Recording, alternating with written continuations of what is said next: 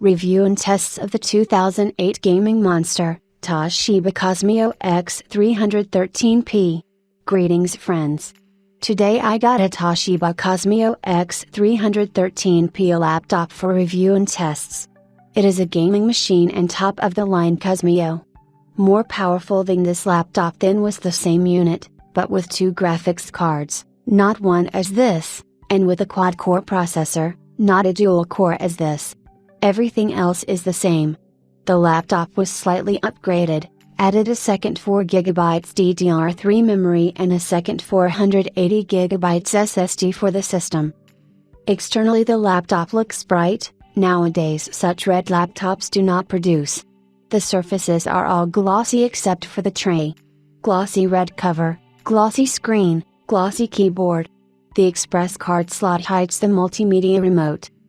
No backlit keyboard. By modern standards this is a minus.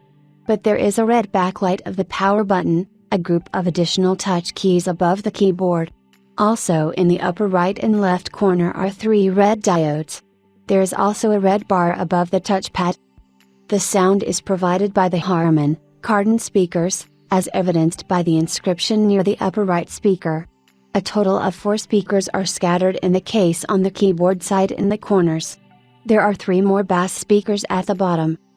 The case is very thick, 43mm in the front and 62 in the back. Inside you can install two 2.5" drives, they are located on top of each other. There are 3 memory slots of the DDR3 standard. At most 8GB is supported. There is also a drive for optical discs and it is unusually positioned, it moves out directly to the user. On the right side there is a wheel to adjust the volume. This is rare even now, and it is very convenient. Inside the notebook we will see what we are looking at. CPU Mobile Dual-Core Intel Core 2 Duo T9600, 2800 MHz, 10.5 by 267, Toshiba Qosmio X300 motherboard Intel Cantiga PM45 chipset motherboard 8156 MB system memory, DDR3 STROM, GeForce 9800M GTX, 1GB, video adapter LG Philips LP171WP4TLN1, 17.1 LCD. Monitor Realtek 272 at Intel 82801 BIC 9 audio adapter Corsair Force 3 SSD, SATA 3, drive Toshiba MK3276 GSX SSD, 320GB, 5400 RPM, SATA 2, HLDT Street DVD RAM GSAT50 and optical drive Intel R Wi-Fi Inc 5100 ABG network adapter. The synthetic tests were conducted on 2 systems, Windows 7 32-bit, installed on the native HDD, and Windows 11 Pro 64-bit, installed on the SSD. Windows 7 performed better in most tests, on the same hardware. But Windows 11 results are not much worse, and sometimes much better. In addition, many software no longer works on Windows 7, and over time, fewer programs will be able to run on this old system, so the choice in favor of Windows 11 without alternative. Windows 11 works fine on this laptop, downloads updates and drivers for all devices. The only problem was with the video driver 342.01, which the system downloaded itself. With it the 3D markers did not find the video card. I had to download the full driver of the same version from the NVIDIA website. And everything went like clockwork. This driver is the last one for GeForce 9800M GTX. You can see a summary of the test results in the table. In most cases, Windows 11 shows a few % worse results. Obviously, the load of the operating system on the processor is higher. But there are some tests where the new OS pulls out very far ahead. For example, in the CPU SHA-3 test, the result is 30% better.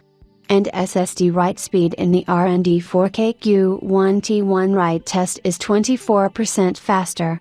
The 3DMark Vantage test is noteworthy. The processor got 26% less points, while the video card scored 6% better. The laptop was tested in 21 games. The games chosen were about the same year of release as the laptop itself. There is no point in trying to run modern games on it, you can play older games for nostalgia. All games were run in native resolution 1440 by 900. The settings for each game can be seen in the photos that capture the laptop's screen. You can also see how each game looks at the specified settings and how many frames it produces. Battlefield, Bad Company 2 2010. On medium-low settings we get a stable 60 frames, play comfortably.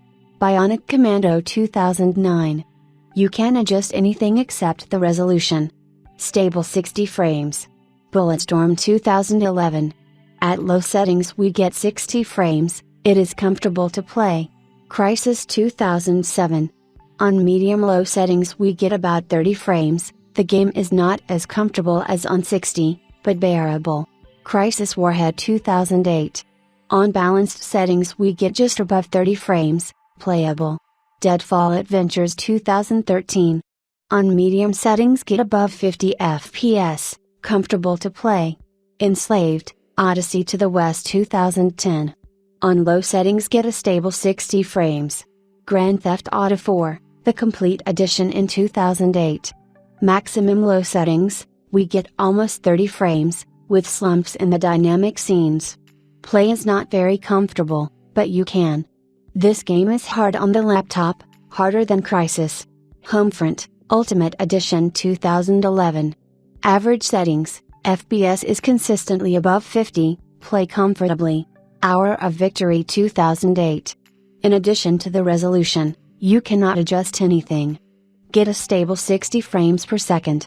James Cameron's Avatar, the game in 2009. Very undemanding game, all the settings on ultra high. Get more than 40 frames, play comfortably. Just Cause from 2006. Laptop cracks this game like nuts. All settings at maximum, get consistently above 100 frames. Just Cause 2 from 2010. Balanced settings, get a stable 60 frames. Mafia 2 2010. Balanced settings, getting a stable 50 FPS. Medal of Honor Airborne 2007.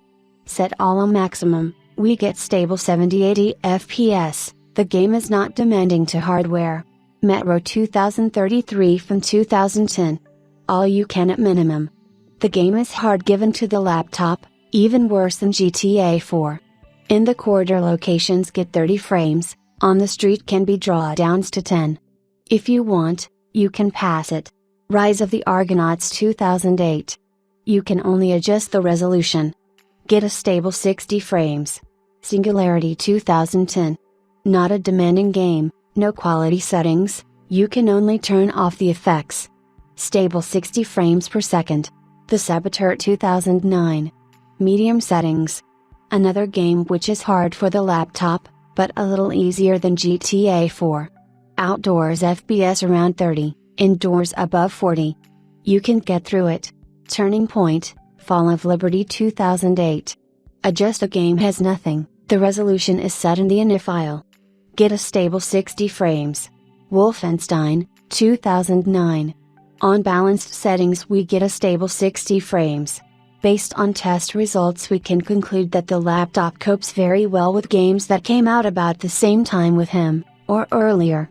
The fact that it perfectly runs Windows 11 says that as an office machine, it will serve for many years, and allow you to play the good old classics.